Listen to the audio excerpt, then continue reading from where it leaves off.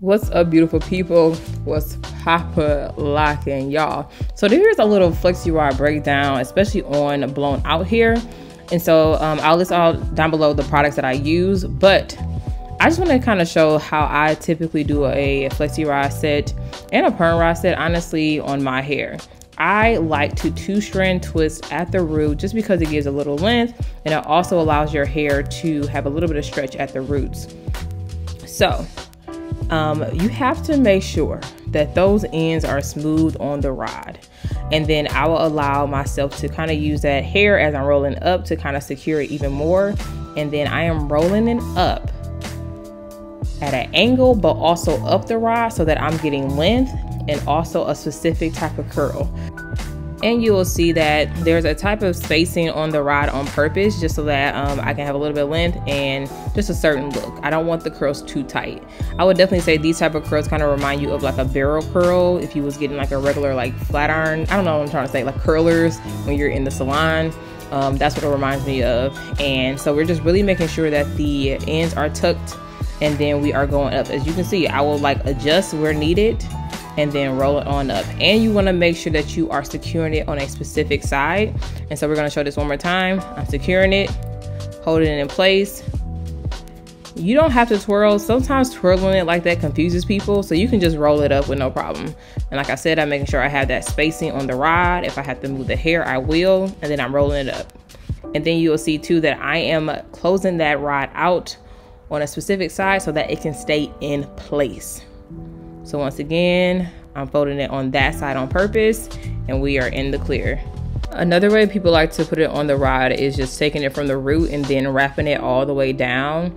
You can really control how you are putting it on there. Wow, I did a terrible job, but as you can see, I'm really smoothing that in on there. If you can use a little edge control, do that too so it can be secure. But yeah, that works as well. I would personally say sit under the hooded dryer. You have nothing to prove by going to sleep in this. That's just me. But if you can't, then go to sleep in them, call it a day. But the way it looks on a rod is the way it's going to come out. So really make sure that you're getting it nice and smooth. And so now we are able to take it down. So the reason that I like to put the, what am I trying to say? Talk, Janae. The reason I like to put the flexi rods in that way and bending them in almost like a pretzel is just because it can fit under my bonnet dryer easy. And if you had a regular hooded dryer, it works as well. It also works well if I do decide to go to sleep. It's nice and flat, or at least flat enough, and it doesn't irritate me during the night. Look, the same way that you took your time to put them in, do the same as you are taking them down, okay? We don't want to snag, we don't want to just be tugging at it, and so take your time, okay? Okay, great, just making sure. And so we are really just making sure everything is dry. Do not take this hair down if it is not dry. Please make sure it's 100% dry, okay? Because you're not gonna be mad at me, okay? Just be mad at yourself. But yeah. So now we are going to start taking it down. You can use some oil. I like to use just a lightweight oil, like an argan oil, or I use melanin hair care oil, and I'm really going in and separating the hair. With this, you're gonna have to really kind of force your curls to separate. So you can see I'm going in and creating my own curl, but I'm also twirling it to make it come back.